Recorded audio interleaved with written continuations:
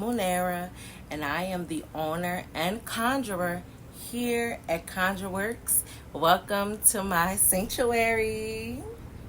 This week at the sanctuary, we're going to be jumping into more of our quick burn gems. If you are unaware of what our quick burn gems are, let me put you on really quickly, okay?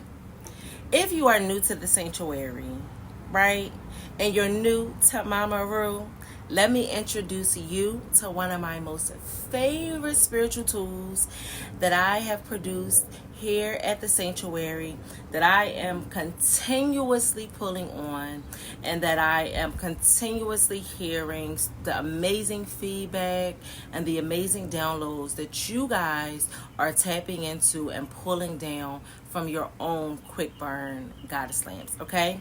And so this week at the sanctuary, we're going to be focusing on my BrideGroom quick burn oil lamp. Tap in, tap in, tap in. Now, if you are unaware of my hand-fixed oil lamps, I would encourage you to head on over to www.conjureworksdelarue.com and pick up your quick burn oil lamps. Now, this is just one of 10 lamps that we have available that are all hand fixed and personally curated by me. These magical beauties are working with the properties of oil. Those of you who have been following me for a long time will know that oil is an intricate part of my own spiritual works, and it is an integral part of the spiritual tools that I produce over here at the sanctuary. Those of you who already know that I was born, bred, and raised in the church, honey, and if we didn't know anything, we knew how to lay the oil. You may be asking yourself, what the hell is an oil lamp? Well, oil and people working with the properties of oil is absolutely not new to Mama Ru or original to Mama Ru. But Mama Ru has found a way to cultivate and curate the properties of working with oil practically.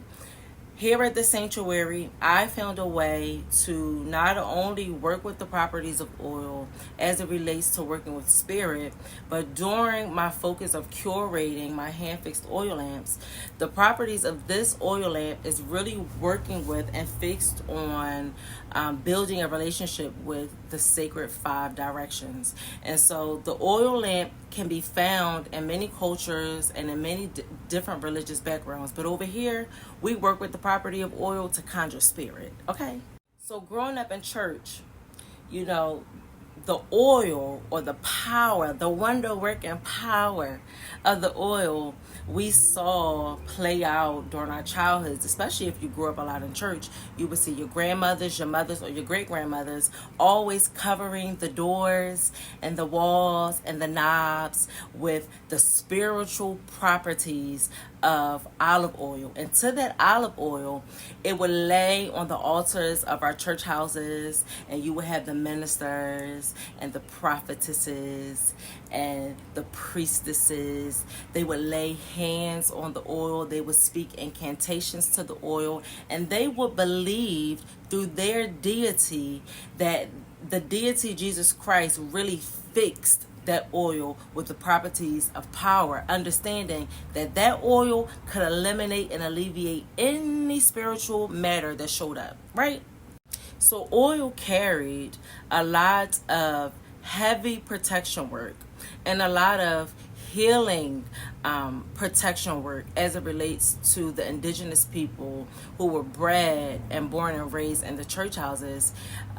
It really was our first access to working with spiritual tools, even if those of you who are still under the doctrine of Christendom will look at the works that I do or conjurers like me, and you'll automatically deem it as something demonic or something rooted in witchcraft, right? But you guys are really the first witches, right? You guys are meaning Christendom. We, and those of us who grew up in church, we had our first access to spirit and access to conjure in our church houses. Okay, and that's what I do here. That's what I do here at the sanctuary. I am pulling on the root foundations of my own foundations of spirituality and of Christendom, and I am introducing them back to you in a way to where we begin to demystify and to demonize how we understand conjure and how we understand ritual. And so today at the sanctuary, or this week at the sanctuary rather, we're going to be delving deeper into symbolism and deeper into the sacred directions to figure out how those properties will help us to define our quick burn lamps in the privacy of our own homes, and to help us unfold the magic on our own paths. And so if you are ready to begin demystifying conjure in your own life, I encourage you to stick with me. Make sure that you follow me on all social media platforms, and make sure that you take your little self over to www.conjureworksdelarue.com and begin investing in your own spiritual needs, okay? Because here at the sanctuary, we got everything that you need. So this week's lamp, we are focusing on our BrideGroom lamp. If you are interested in our BrideGroom lamp, look at all those beautiful herbs. Look at all that power. All that power. If you are interested in working with our BrideGroom quick burn lamp, our quick burn BrideGroom lamp focuses on helping you to determine where you're standing. If you are unclear of where you are journeying as it relates to your path, the path seems unsure or rocky, our BrideGroom lamp is fixed and focused around helping you to light that inner lamp that lives within. And as we light that inner lamp within, it illuminates the path outwardly and outside of us. And so if you are looking or trying to decipher your path and where you're going, our BrideGroom lamp is what you want to work with, okay? Now, if our hearts, minds, and souls are ready, let's jump in. I'll see you on the other side. Peace, family, and welcome back to the sanctuary. We're about to jump in to reading the directions as it relates to our lamps. But before we jump in, I want to show you guys really quickly what comes with your quick burn lamps when you receive them. And so they'll come in this burlap bag to keep them protected, and also for some spiritual purposes that I won't disclose.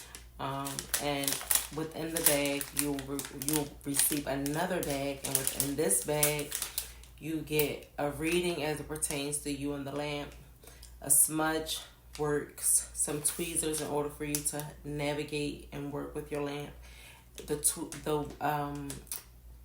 wicks for the disc that go together to create the wick, and that is all that comes with your lamp once you get them, okay?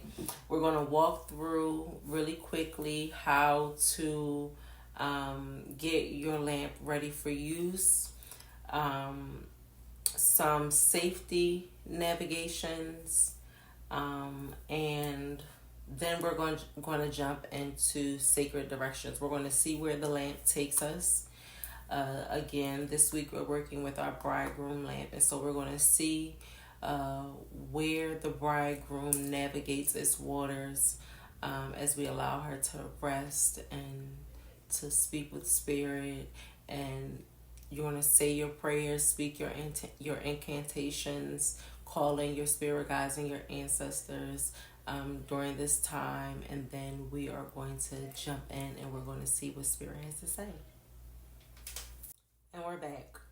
Okay, so we're going to jump into lamp care, right?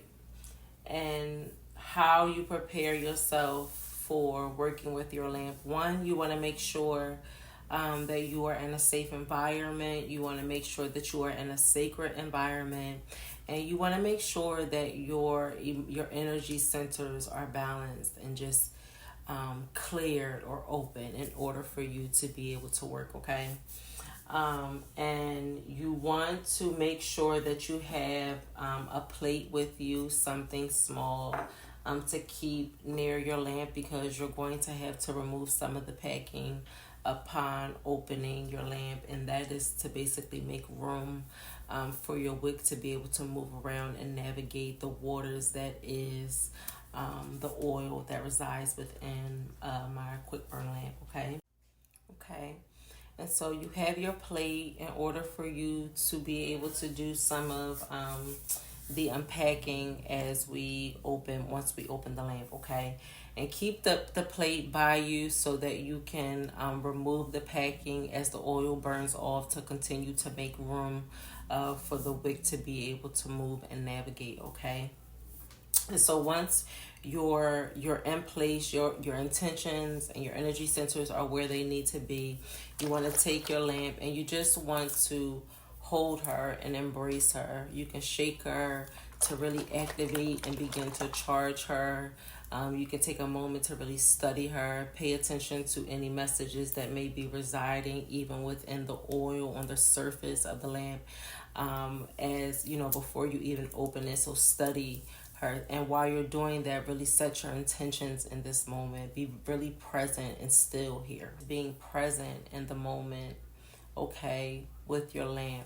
And again, let's talk really quickly about what inspired BrideGroom. It's inspired by Matthew 25 1 through 13 specifically, where Spirit really talks about, or the deity, Jesus talks about. Those of you who know, we study metaphysics over here, and so we have a higher understanding of what that Christ consciousness or Christ energy is. So within this scripture, Spirit talks about being a light of protection and being a way of protection and being a guiding light as you find your way on your path and as it becomes clearer. So these are the intentions and the notes that you want to keep in mind as you're setting your intentions. And also incorporate the messages from your reading also into your and like I was saying, make sure that you guys are also adding in the feedback or the messages that came through as it relates to your reading,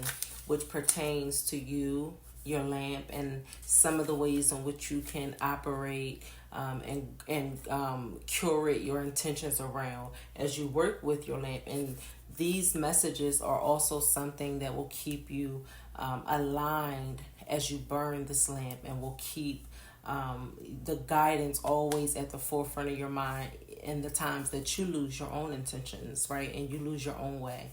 So make sure that you are incorporating all these things into your intentions so that you continue to feed your lamps, okay? Next part of lamp maintenance, you want to make sure that when you're burning your lamps that you are present.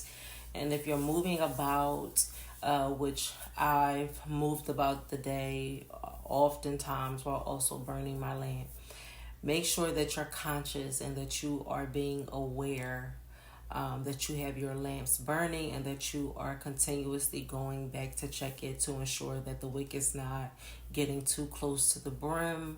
If it does get too close to the brim, making sure that you are not allowing it to stay on that brim a long time. Sometimes it will happen, the fire will go to the brim and it won't even have to be there long, and it'll crack the glass within seconds. And oftentimes it's a message, but sometimes it could just be not being mindful. Okay, so be very mindful. Make sure that you have prepared a clean place, a sacred place for your lamps to reside. Making sure that it is clear of a lot of clutter, making sure that you are positioning it in a way on your altar to where it is not in opposition of any of your energies. and allow it to be its own entity, because it is its own entity.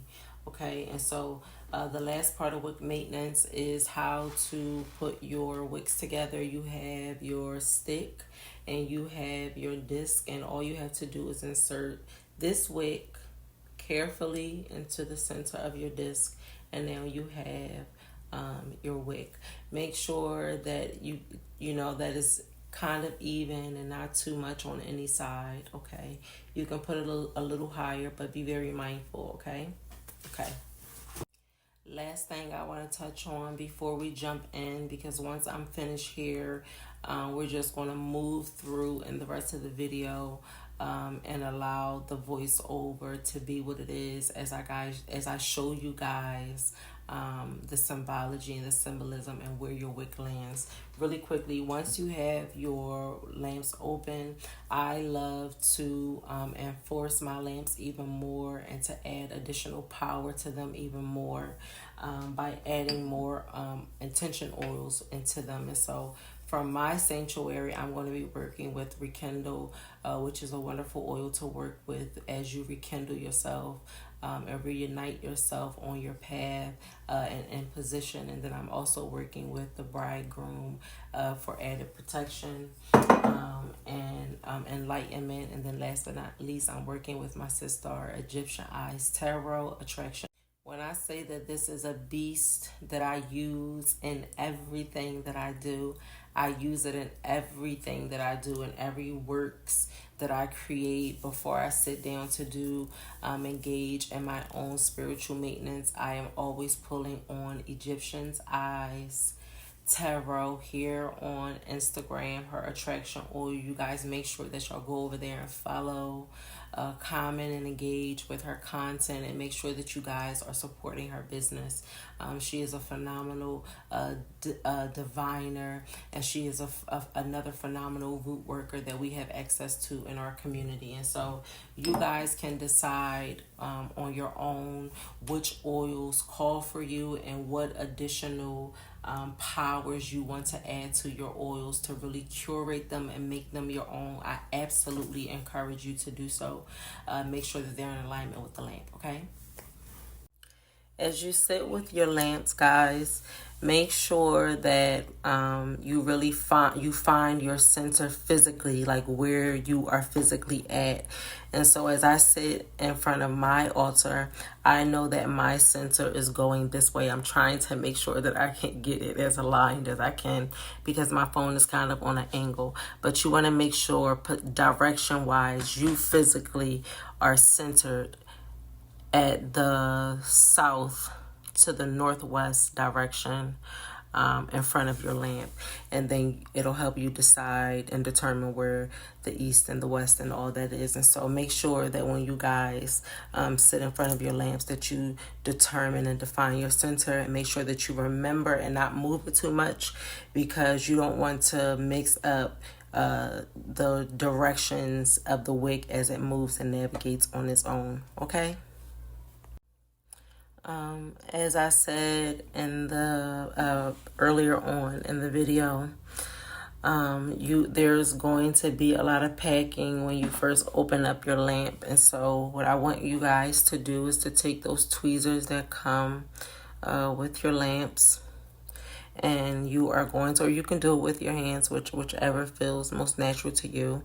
And you just want to remove some of this packing. It's not going to ruin the lamp in any way because it's already activated. What's done is done. There is no messing it up. And so I want you guys to remove some of the packing so that you don't give the wick a hard time navigating. And so if you feel like, take out as much to your discretion and what you feel. So if I can do this with my wick or with the tweezers and not feel like I'm having too much resistance, then right here, and I don't feel like I'm having too much resistance to the tweezers, then that lets me know that I've taken out enough packing. But if you can't run your tweezers through the surface and not feel any pushback or anything in the way, I would suggest that you take out the packing until you have a clear path, okay?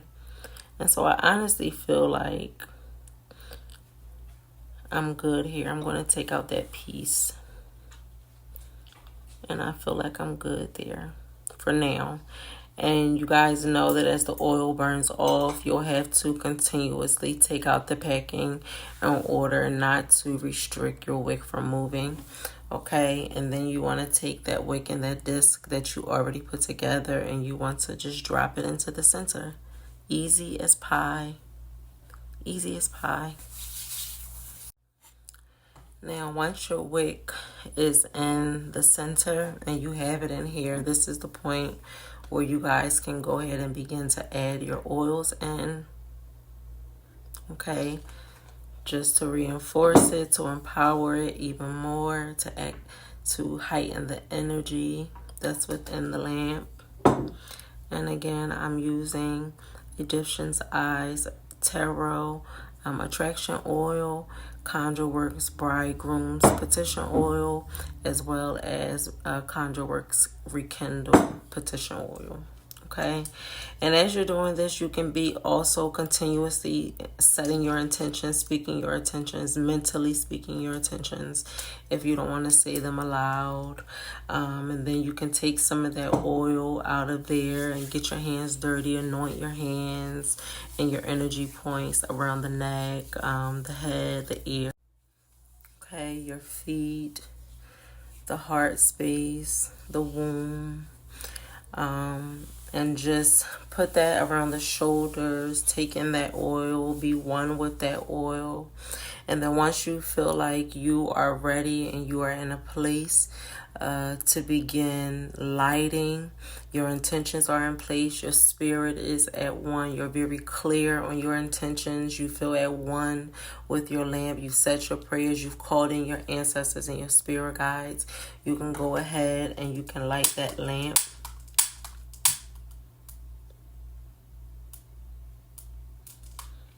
And you can sit with her and focus, sit with her for a little while before you get up and move about and away from her.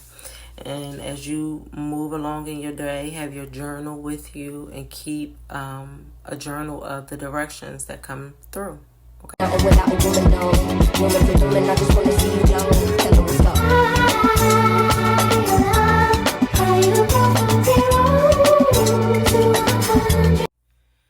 Let's jump into this directional guidance. When we look at this lamp in the direction of where I'm sitting, we see the wick resting in the direction of the east. We see it's not quite in the east, but it's in the area of the east. And so in the next video, we're going to jump into degrees and how to read your lamp even more specifically when you add in the degree points as it relates to the directions. But let's keep it simple for now. So here we see the wick resting in the direction of the east, and so automatically we know that spirit is speaking about our future. And when we think about what the bridegroom lamp represents, it is representative of our path, where we're going, where we're standing, and where we've been. And so here we see spirit talking about the future in this direction. So the east deals with the future. Okay, and so here we see spirit speaking to us concerning our path, but as it relates to the future. And so the east is representative of air, which is representative of communication. The east represents new beginnings, new growth. It speaks to being the source, or this direction being the source of our blessings. The direction of the east also deals with being a light and an inspiration. It speaks about the east being the source of life itself. And so this brings into you really considering, if your wick falls in this direction, your becoming, your beginning, how you got to where you are. What are the root things that went into the forming of you, the forming of your psyche, the forming of your journey, okay? The source. The East tells us that this is a time of awakening on our journey, or becoming more aware to our journey, becoming more aware to what we desire, in our journey, becoming more aware of what we need to change about ourselves, transform about ourselves, or to expand about ourselves as it relates to awakening to the idea that you get to choose your path, that you get to choose where you're going, right? It doesn't matter where you've been. So the East speaks about the beginning point. So what was your beginning point? What brought you here to this point of awakening?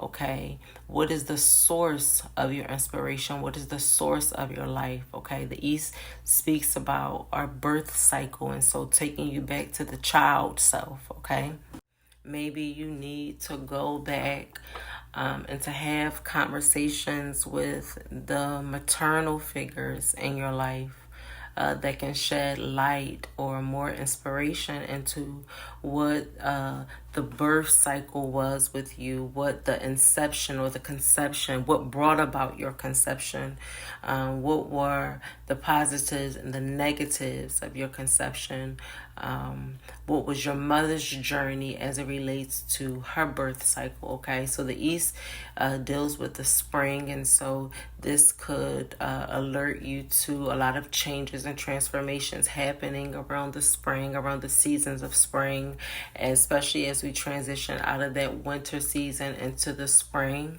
Okay, the East also deals with the elders. Okay, so sitting before elders can also a lot of times clear or enlighten the path, right? Sitting as a student to your life, right? Finding elders that you feel that you can trust enough to teach you or to invest in you. Okay, the East is where we find illumination, right?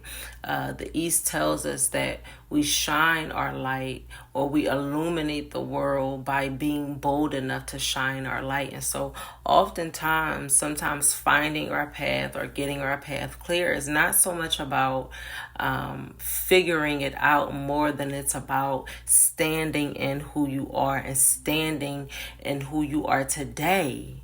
Standing in who you are, who you were, right? Before you can even focus on who you're becoming, right? Shine your light now, and that will begin to illuminate your path, right? Sometimes that's the clarity we need. Favor is found here in the East, and so when you see the East or the wick begin to settle in the direction of the East, know that you're favored. Know that your path is favored. Even if you feel like you're standing in a season of confusion or in a season of chaos, understand that your steps, even those steps that you feel were sent to be of ill to you or to harm you, even those steps were favored, right? And favoredly numbered by Spirit in order for you to encounter, because it's oftentimes it's those unfavorable moments that teach us the greatest lessons. And so your favor is found here. Even if the favor is faulty, it's still favor. Come on, somebody. Okay, so the East deals with the future, but the East moves us to a greater or a higher level of awareness. Okay, so if you find your wick resting in the direction of the East, Spirit is calling you into a greater level of awareness. Not only desiring the awareness of where you're going or what the end will be, but just having a higher awareness for the things that you stand in today, right? And finding or figuring out the ways or the tools that you are being forced to pull from these experiences. And so Spirit is desiring for you to have a higher level of awareness for yourself, for your body, for your character, for your inner child, for where you're going, but most importantly for where you're standing right now. Okay, and last but not least, the East speaks to unlimited potential. So not only is the path favored, there is unlimited. There is an abundance of unlimited untapped potential there. If only you would bring your awareness to it. And so if you find that your wick is, let's get this beauty in the camera. If you find that your wick is focusing its energy in the direction of the west, may these gems find you on your journey, and may they answer and give you deeper insight into the messages that are coming through within your own goddess land. Okay, and so I want to see you guys on the other side to finish up or to continue this week. Until next time, y'all, peace. Thank you for joining me on this episode of our quick burn gems. To find this quick burn lamp that we are covering this week and so many more, I encourage you guys to head on over to www.conjureworksdelarue.com, and I will see you guys on the other side with episode 2. Until next time, y'all, peace.